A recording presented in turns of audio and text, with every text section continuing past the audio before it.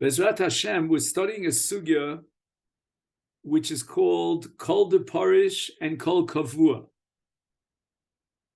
which is a Sugya that appears in quite a few places in Shas, mostly in Masechta Nazir, Masechta Ksubis, Masechta Chulin, Masechta Gittin, many different places. And the issue is, when do we apply the principle of Kol DeParish, Meruba Parish? And we assume that whatever we have here came from the Rov. And when do we say, no, we cannot apply Kol DeParish because it's Kavua. And the suffix starts in a kvius, in a place that's static, not moving. So we're going to look at page Kuf Aleph. On the right column, that's the second page that you would have received, Mikar HaHalacha. Up until this point, it's just an introduction. Amru B'Ksubis Daf Tes Vav. Now, the famous Almora who established the principle of Kavua is none other than Rabbi Zera. Kol Kavua K'mechzal Mechzedami. Bein L'Kula, Bein L'Chum. So if you have something that's Kavua, it's stationary in its place, then no matter what the numbers are of Isser and Heter, it's always considered Mechzal Mechza, 50-50. So you could have 99 pieces of Isur and one piece of Heter, and instead of assuming and establishing that it's definitely Isur, even though it's 1 out of 100, it's Kemechzal Mechza, it's like 50-50. Or it could go the other way around. You have 99 pieces of Heter, one piece of Isur, and now L'Chumra, instead of relying on Rov, we're going to apply Kemechzal Mechza, and it's 50-50.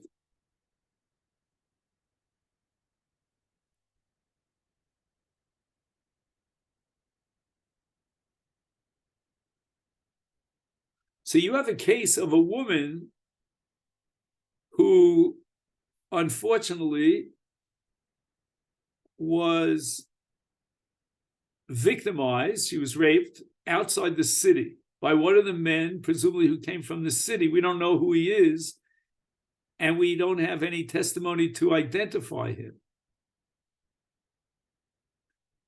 Now, the issue is whether she can marry a Kohen.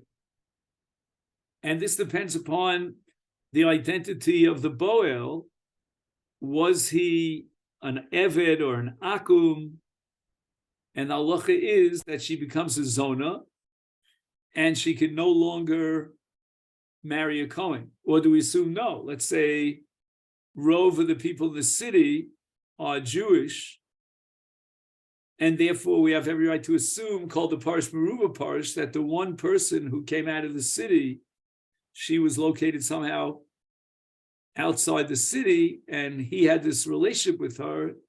He was a kosher, meaning his bia would not passel her to kahuna. So that's called yesh barov be'ir rov ksherim. So Ruvain just joined us now, and I don't know, Steve, is Ruvain on the list? Yeah. So Ruvain, if you could look into your email. And we're learning a text now, which Steve was kind enough to send you in the email. Are you able to do that? Or is that complicated? See if you can find it. I apologize. It's for the last minute change.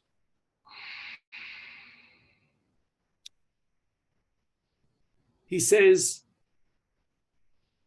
if one of the men from the city came out of the city and we don't know how to identify him, then we assume he came from that membership of the city that is the Rove. that has most of the city. And if it's a Jewish city primarily, then we can assume that he was a Jew, this unidentified Boel. However, what happens in the following case?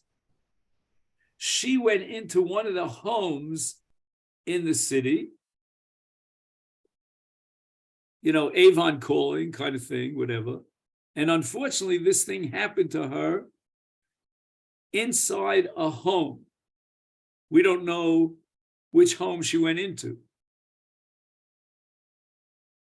So in that case, Hasafik nolad b'makom kvius, right? I'm going to underline those words because those are the key words for us. Just 1 second, where did I put my pen? Of course.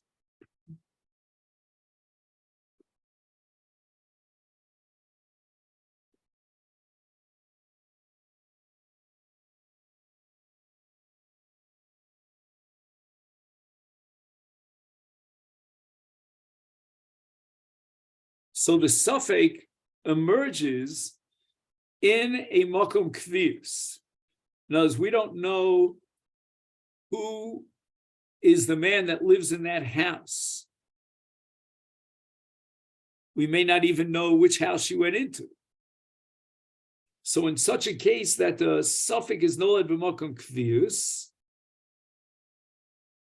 there we apply a different principle, not the principle of Rov, even though most of the people living in the city are Jewish, but we apply the principle of kol kavua kemechzal mechzedam. And that creates a suffix of 50-50, and it obliterates the Rov, disqualifies the Rov, and therefore she cannot marry a Kohen. So in this case of a city that's Rov Yisrael, the final status of the Isha will be determined by the following. Did the Boel come out of the city? That's called DeParish.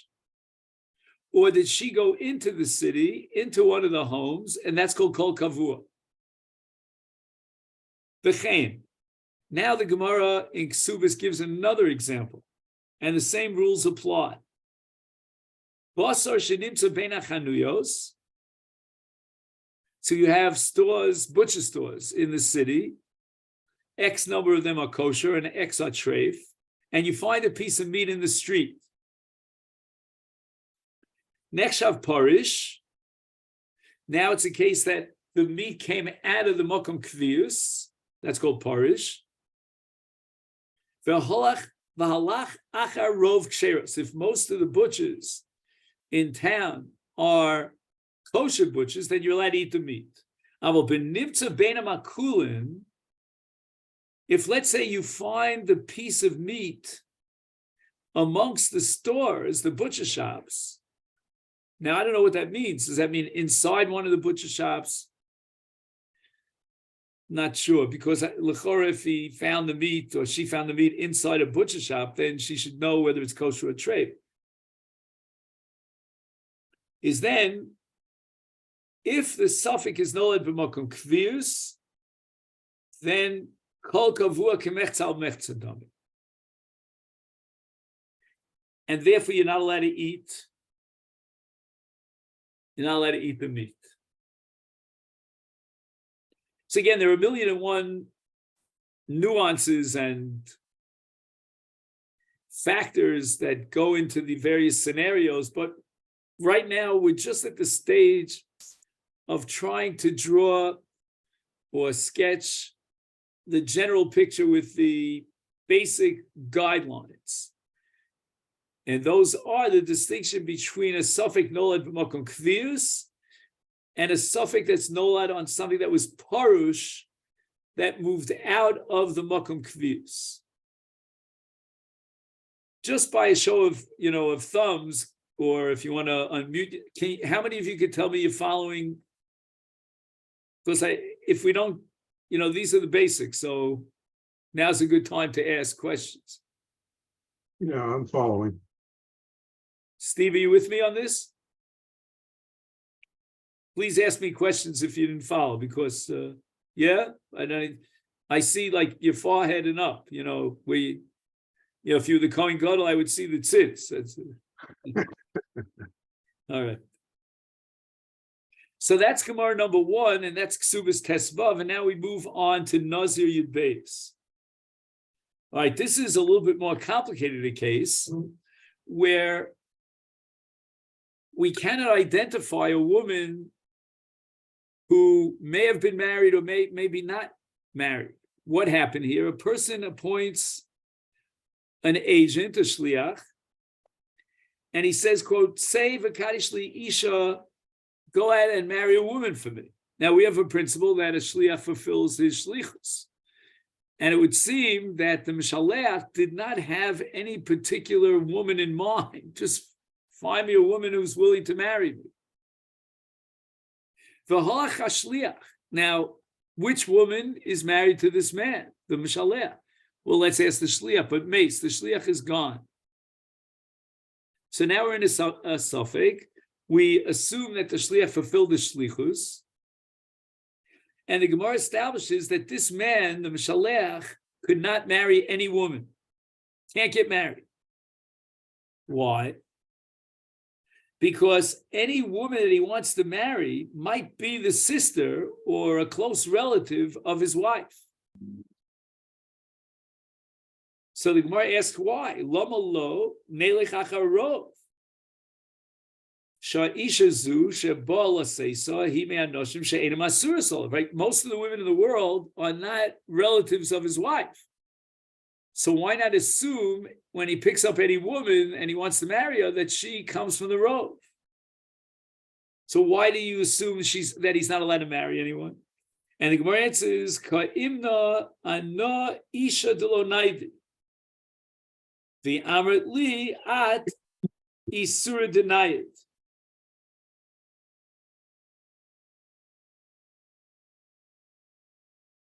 So the Gemara says the following. You're assuming that the woman that he wants to marry is lo naidi. She's stationary. How do you know that? Maybe she's on the move. For example, maybe he found her in the shuk. So she left her house.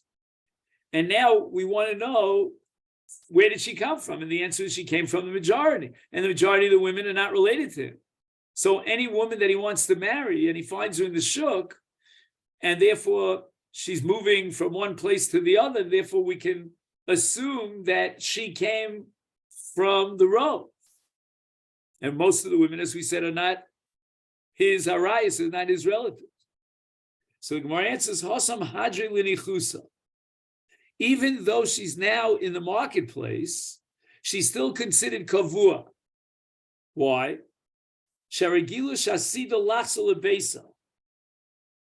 That we can assume that after she finishes her shopping in the shuk, she'll go back to a makom kvis.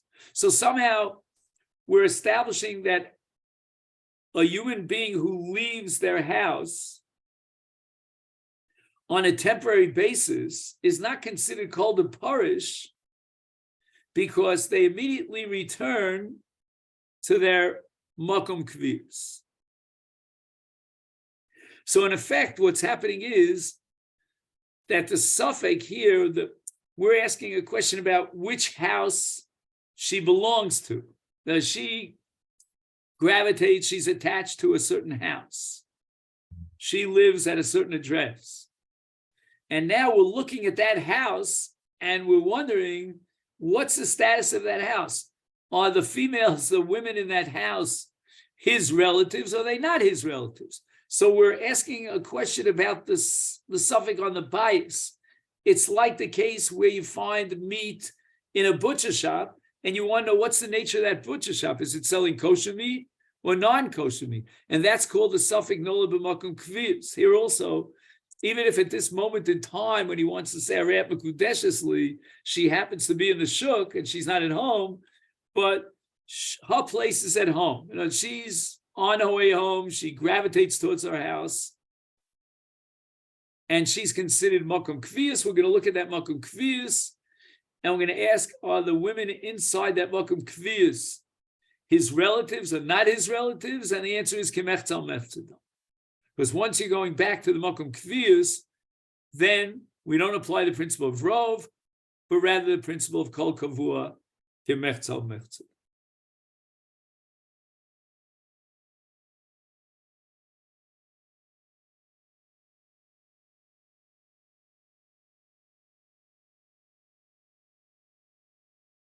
Now, I'm not sure I understand exactly when you're going to say about a person, a human being, that they belong to their makom kviyus, how that works and when it works. I'm just confused about one point over here. The Gemara is worried about the Meshalech who sent the Shliach. Who's he going to marry? I would ask a different question. Who can marry anybody?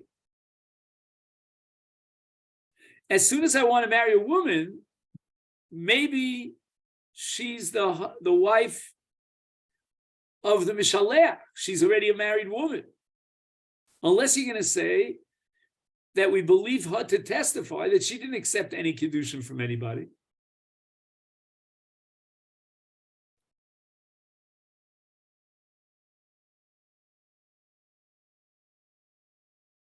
And then you could ask the following question. Can't a woman say that my sister did not accept Kedushin?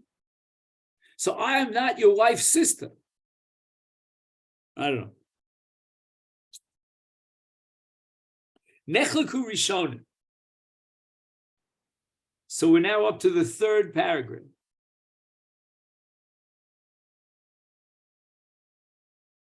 The Shnei Pirushim. So there's a split amongst the Rishonim. Each one of the Rishonim goes in one of two directions in terms of explaining the Sugya. Al mi medubar kisha amru sha'isha kvua o nayedes. Yesh mefarshim shedanim ala isha shebala fanenu ladan olem muteres li naseh olo. That's the way we learned. Right, he wants to marry this woman, and is she considered to be called DeParish or Naidi? I mean, Naidi or Kavua.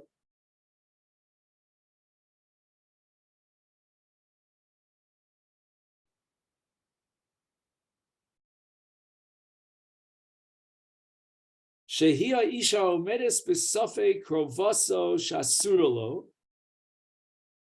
So she's a suffix of his wife's sister. Tahainu shezua chaticha mesupekes etzlenu.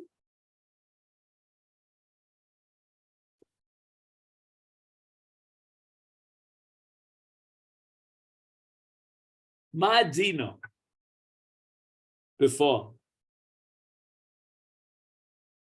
Right, like we spoke before about a guy who finds a piece of meat and he wants to, what's the din of the piece of meat? Here you find, what's the status of the meat? And here in the Gemara Nazir, he wants to marry a certain woman. What's the status of this woman? Did he marry her sister? So that's one interpretation.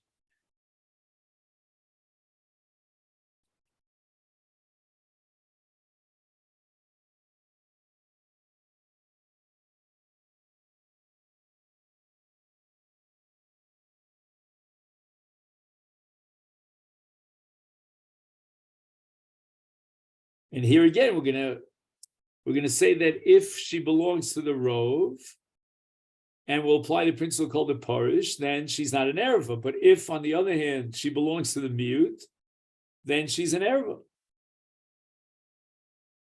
And in the case of Kavua, if we establish her as being Kavua, then it's called Kavua Kemechtzal Meftzedam, 50-50. So that's one interpretation. Yesh Mefarshim,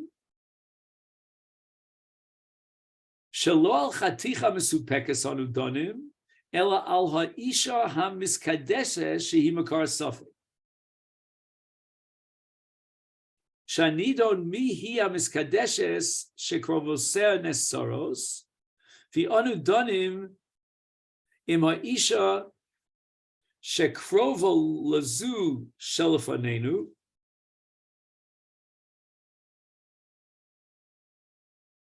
Himirov hanoshim ba'olam shehem mutaros v'lo niskachu lo.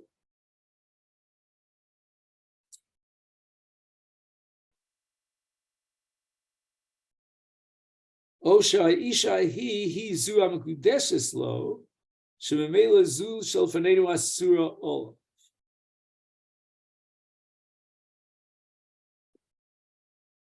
Hey, let's just go over this and see if we can figure this out. Right, so we're up to the Yesh Mefarshim, which is the second interpretation. And we want to know about the woman that he married, right? Meaning the Shliach married off on his behalf. She's the cause of the suffix. We don't know whether she did or did not receive Kiddushin.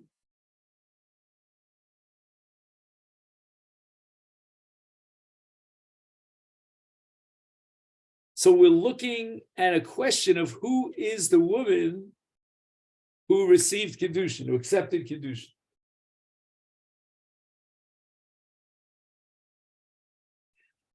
Because the close relatives of her, let's say, for example, her sister, are Asuros Olam.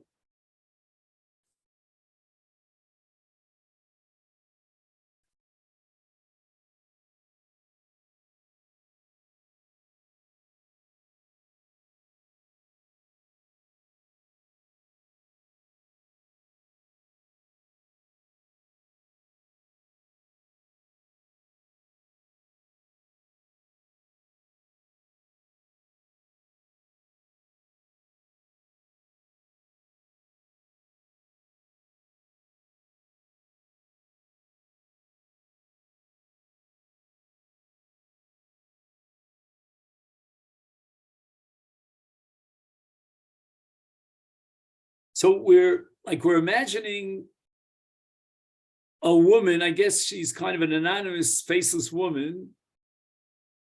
We don't know who she is, and she accepted Kiddushin.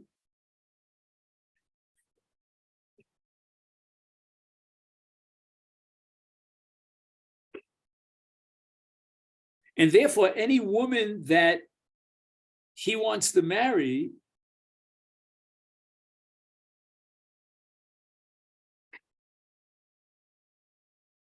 would now be a suffix krovasa, right? Meaning a suffix erva.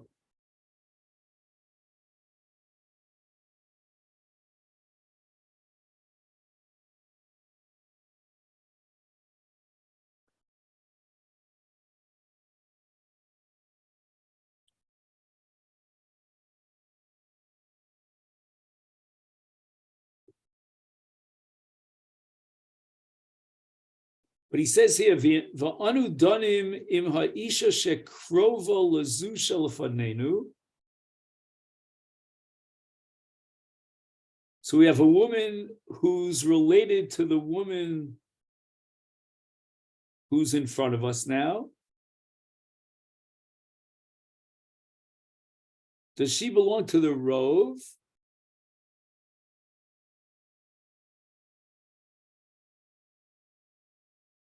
So one second, I'm missing one point over here.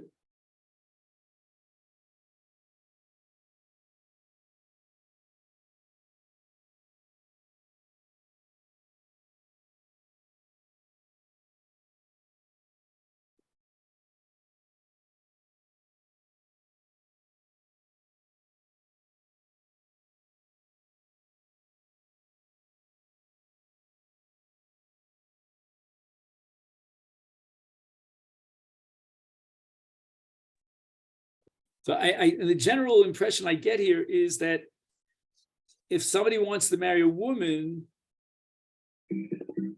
the question is she an Eishes Ish?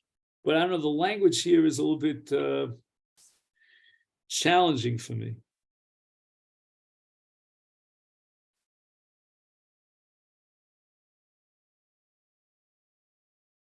I mean, on the one hand, he opens up by saying, Shanidon mihi hamiskadeshes.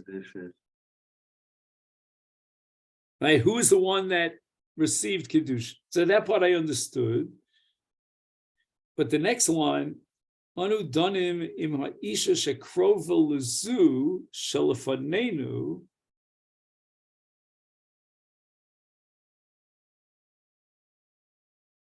What does that? How do you translate those words? Im ha'isha shekrova lezu shalafanenu.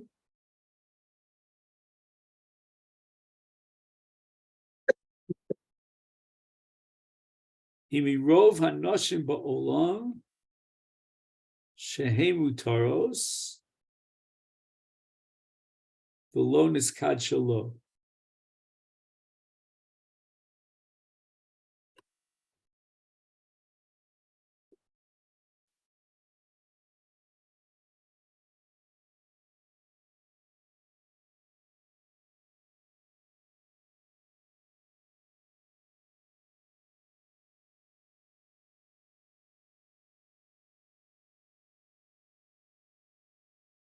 The language is a little bit hard for me. I don't know if you follow it.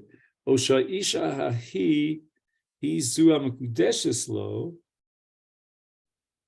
shememela zu shel fanenu asura olav.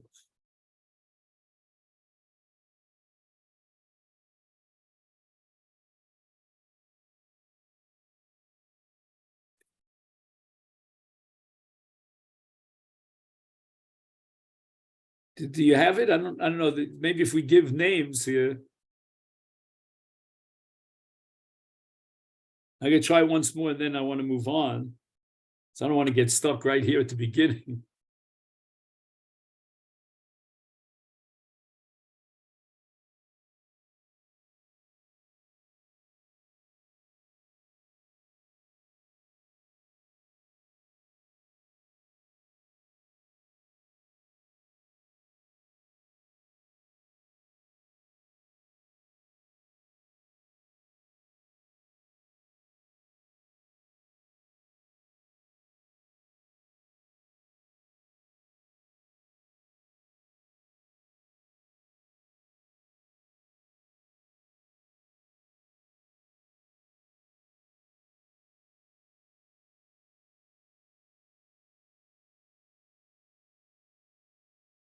So again, Ruvain sent a shliach to marry a woman on his behalf.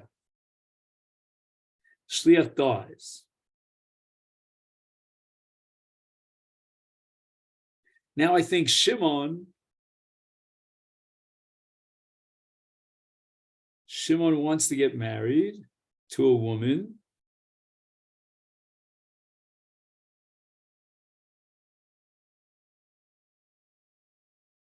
No, or Ruvain wants to get married to a woman. No, so that was the first shot, that Ruvain wanted to get married to a woman.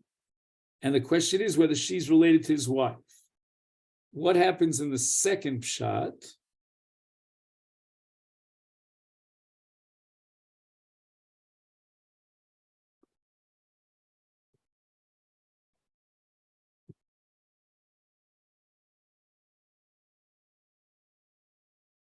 Right, the woman is related. In other words, that maybe the woman now he wants to marry might be Leah, the sister of his wife Rachel, but that's what we said in the first shot. So what are we going to do? We're going to assume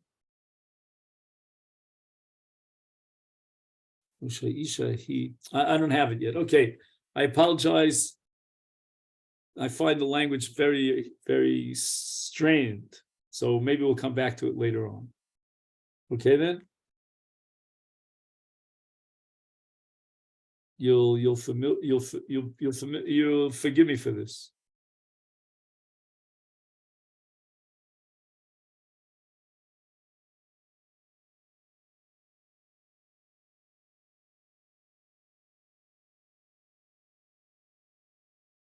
Okay.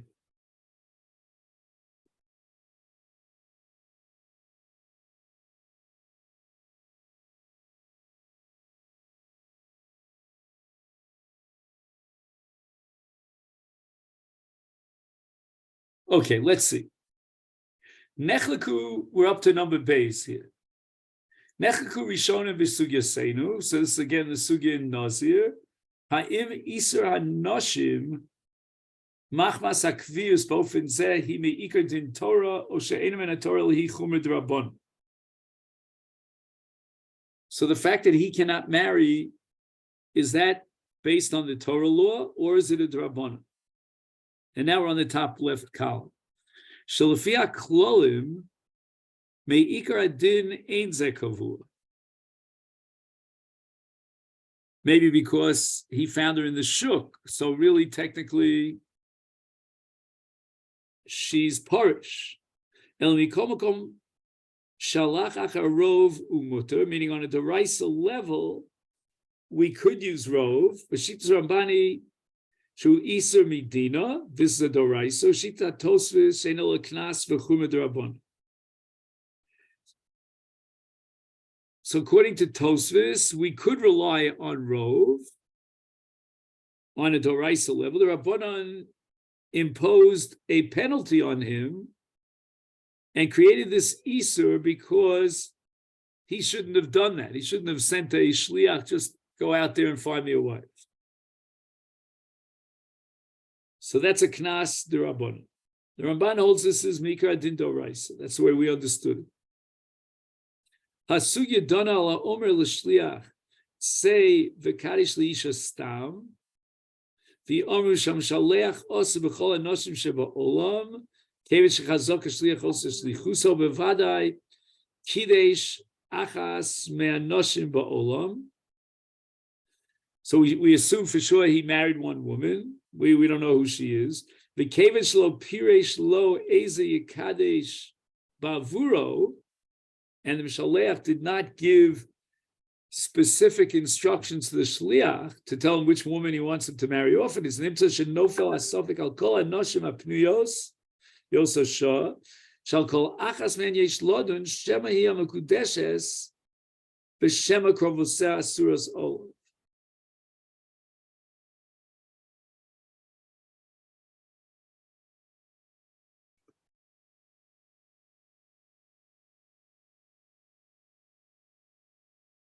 Now, I'm not sure why he adds those words, Shema hi amakudeshes. I mean, on the side, I guess he's saying there are two tzadim here. You know, she may be his wife, which is fine, or she might be the relative of his wife, and that's not fine. Hikshu Tosvis, apparently this Tosvis appears both in Gittin and in Nazir.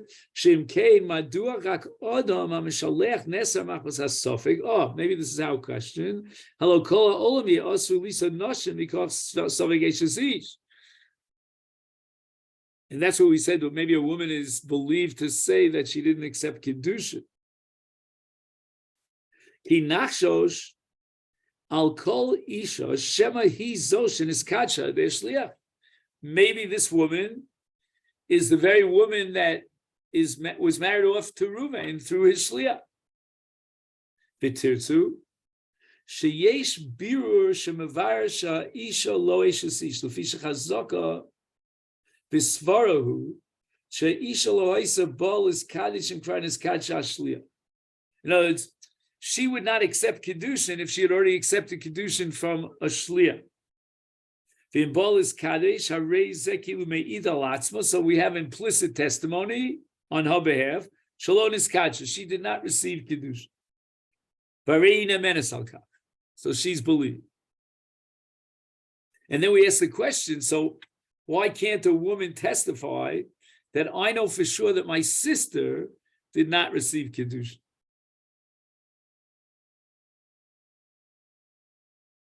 Achikshu atosis and came madua omru sharei zasa b'chol noshim shola rei im kol akrovos shala isha shirotza achshav lekadsha yavo v'yomer shlo niskadshu.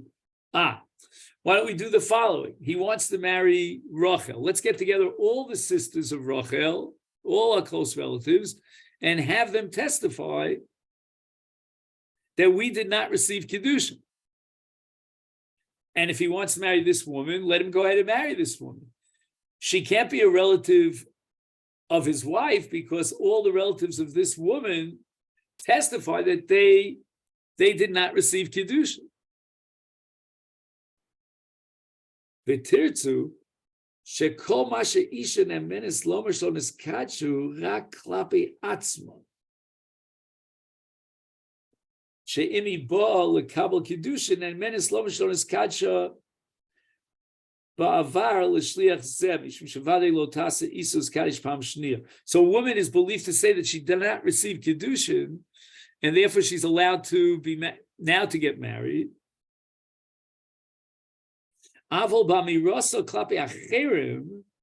If she's saying I didn't receive Kiddushin, so that therefore you can marry my sister,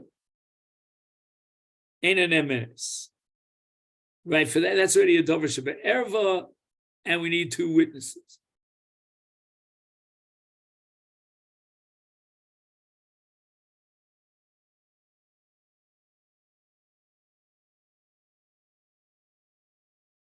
Achein harashba. Now we go to the Sugya Gittin, Hevius Diviatosis, Shenamonos Lahaters Atzmon, Einamonos Lahater Acherim. The Hiksha Rajbala, I'm not sure the next word there.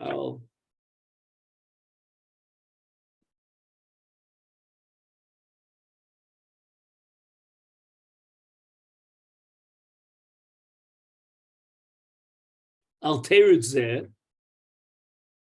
Right, that was Tos's answer.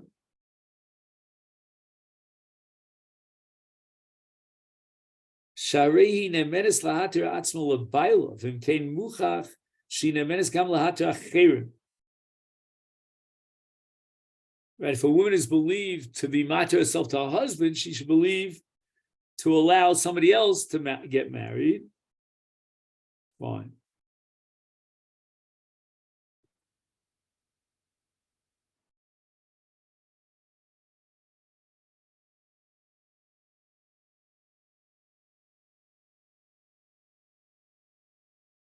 Okay, let's see.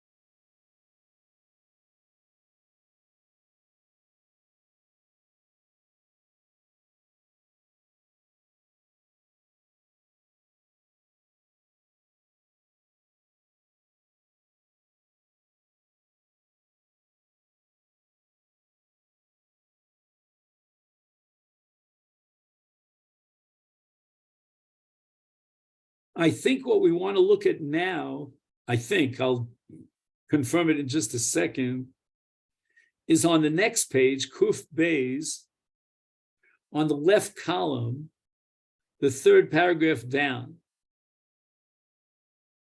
Be'ikar.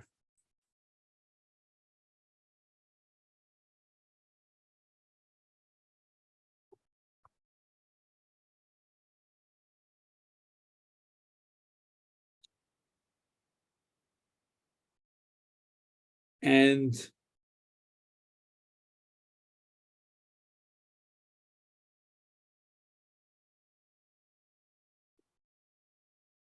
he's referring to a Tosfos. I have to just find that Tosfos here. Just 1 second.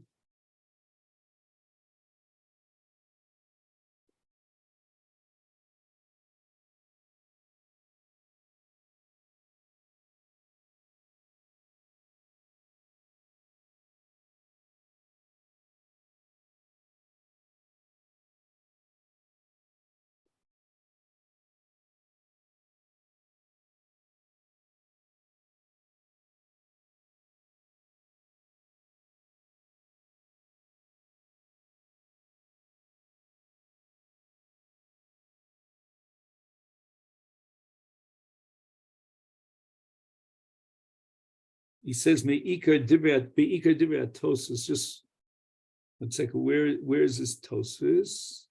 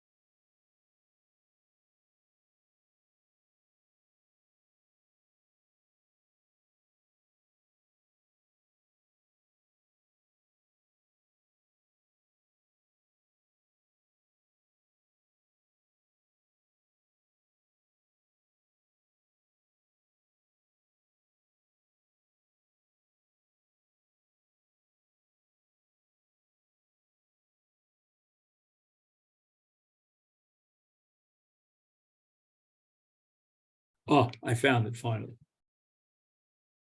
So the paragraph on the left that I showed you before, Be'ikar Divrei Tosfos, is going back on the first paragraph on the page, on the right side on top. V'atosfos chazru v'hikshu. And I'm going to assume that he's referring to Tosfos in Gittin, although I'm not sure. It might be Tosfos in Nazir. But let's just see what Tosfos asks.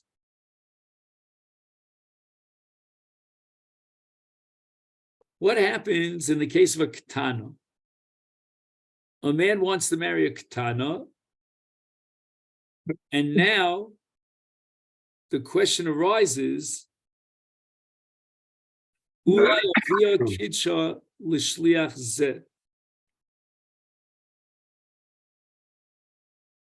how could she get married? Maybe her father accepted Kiddushin on her behalf.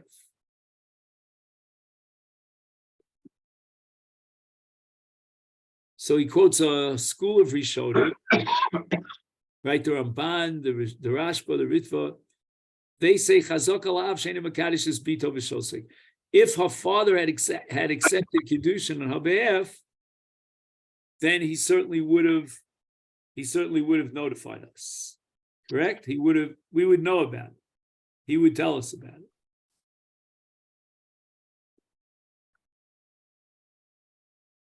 Okay. Now, Tosfos lo nichalu b'derech zu. Tosfos is not impressed with this logic.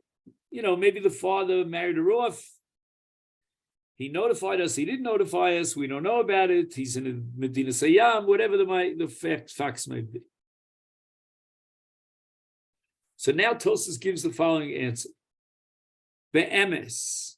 Okay, so I just want to make sure everyone's on the same page. We're on the top of Kuf Beis, on the first paragraph, and we are 1, 2, 3, 4, 5 lines down from the top. Shebe'emes, the last word in the line. Mi'ikar adin, ein anu chosheshin, shema hi ha'isha sheniskadsha l'shliach.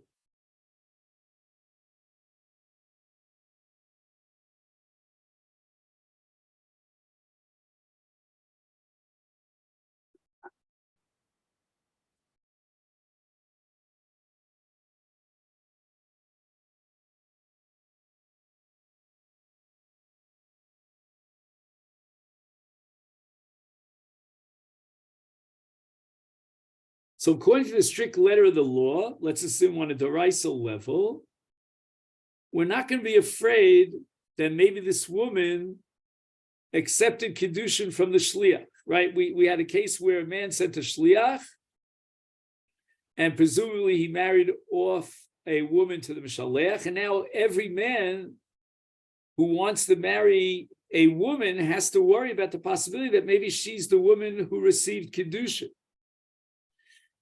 And maybe she could be believed to testify that she didn't receive Kedushin, but what happens in the case of a Ketana?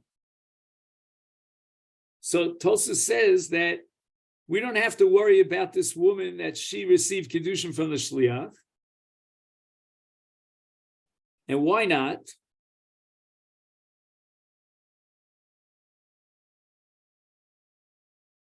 Hatam, if you skip a few lines, she'ein omrim ba kol kavua k'mechzal mechzadavi.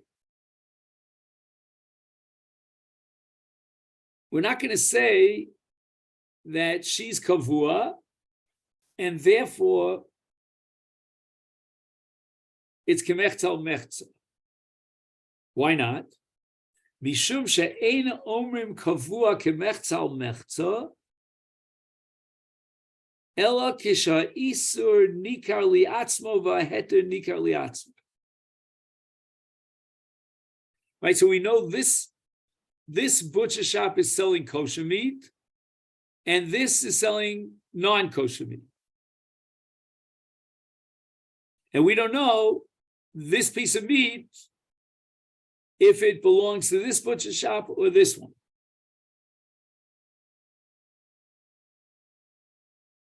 Aval isha zu she davar misare v'eno nikar ein omer ba kol kavu k'mechzal mechzadam.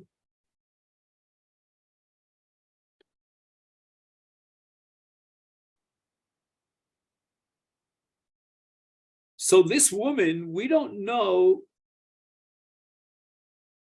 what her status is.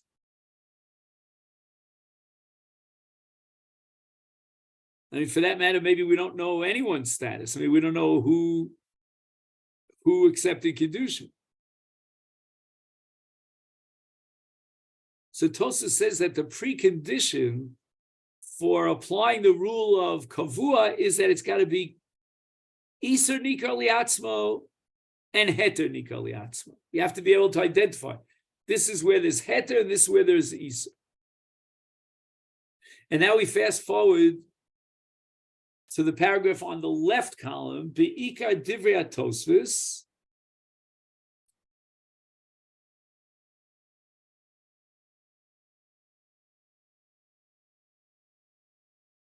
She'ein choshev kan kavua, ki eino iser nikar, hiksha prima godim,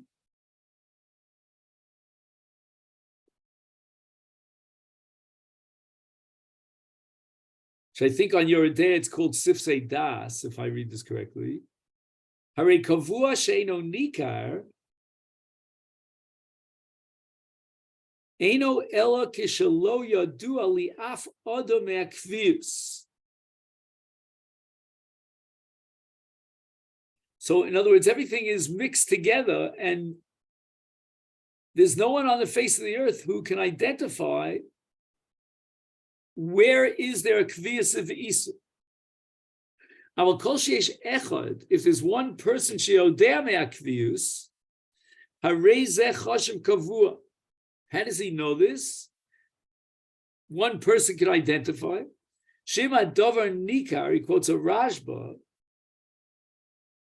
Ima dover nikar liodam echad choshev kavua. It's enough for one person in the world to know, and that creates kavua. V'im ken,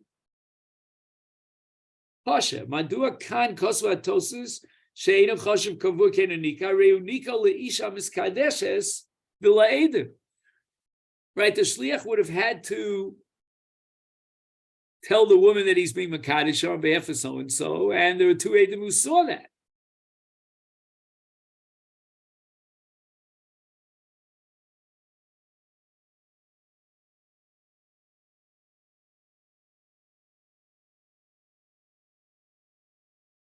So when somebody wants to marry a woman,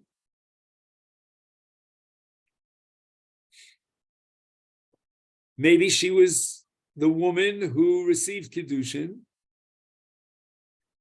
and therefore the Isur is Nikar Mumkomo because she knows that she received Kiddushin. I mean, the only thing you might ask is that she's denying that she received Kiddushin, but maybe she's a Ketana.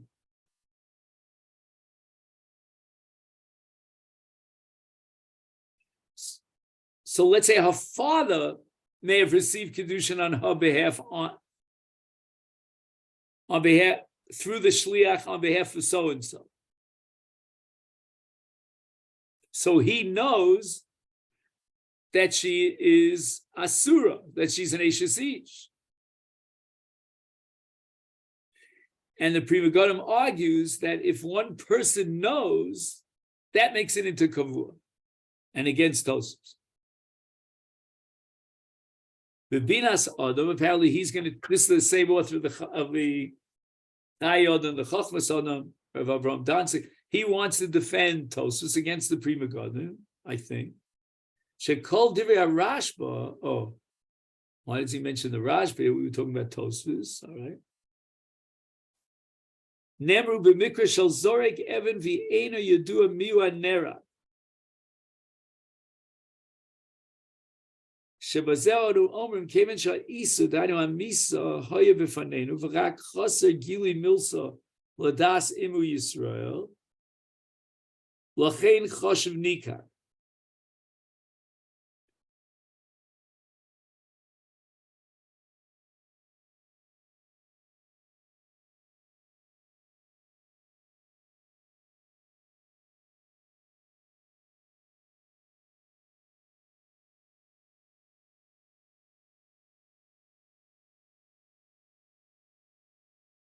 Avokan she'ena isu b'fanenu v'yochel liel shelo yizgala adav liolam b'vaday nikra she'ena ha'isu nikar b'fanenu.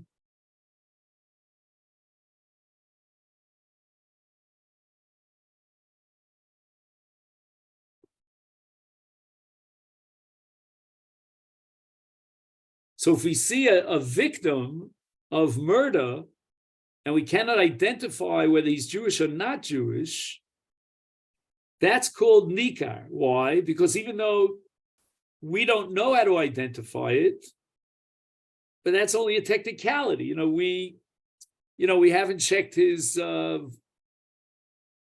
his fingerprints or whatever you would need to check to determine who he is.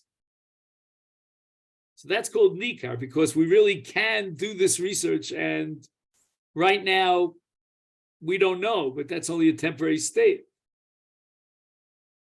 But in the case of a shliach with a kiddushin,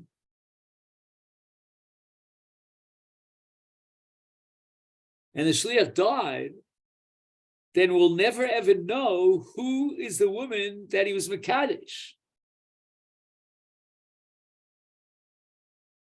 And therefore, that's called ein ha'isa nikar. Achein hashari yosher kosav shemash etzrichu v'kavua sheyeh davar nikar hainu sheyeh nikar v'fursam l'rabim.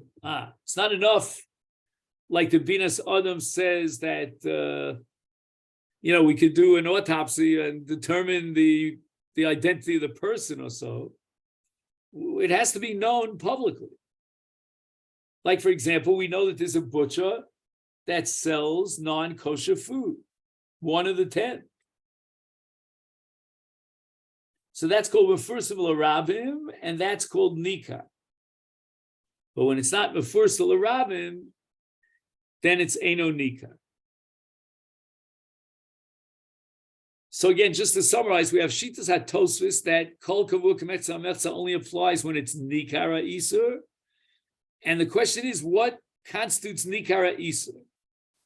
Is it enough that there's one person that knows about it, or is it enough that we can ultimately investigate and determine? Or does it have to be Mefursam, everybody knows about it, and once it's known, then we could call it Nikar?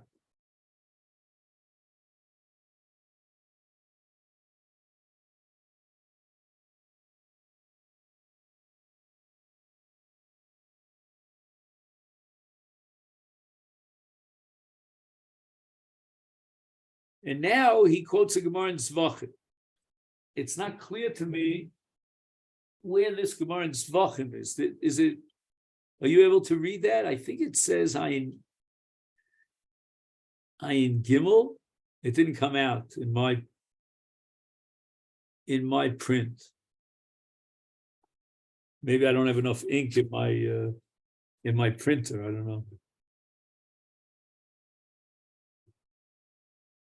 Looks like Ayin Gimel to me. Yeah, also Ayin Gimel. Okay, Yeah. That's what I thought it was. I wasn't sure. Balichayim eina betelin berov. Kevod shehem chashuvim.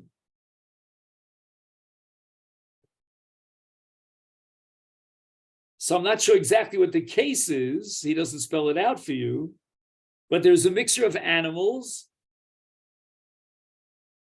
And one of them is Hegdesh, is Kodshim, or a Bechar, or whatever it might be.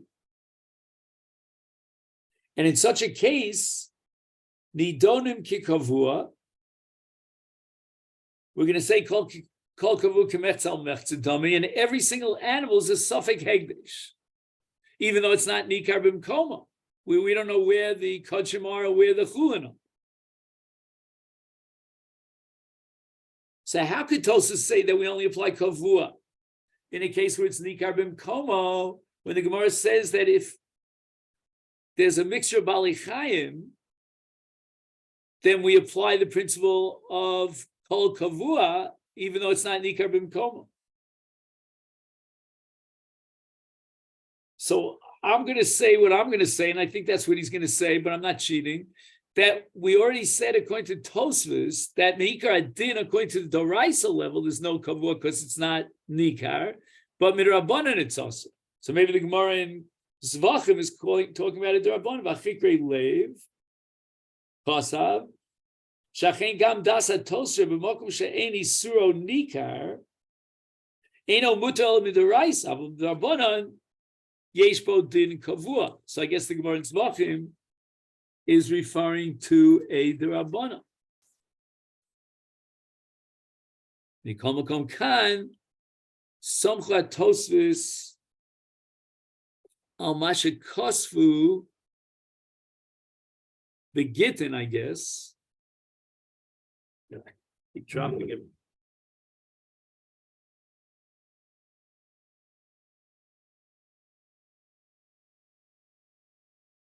And Otam Latiro Mishum Shechazaka Shliach Ose Shlichus Chazaka Gemura. All right, that's something else.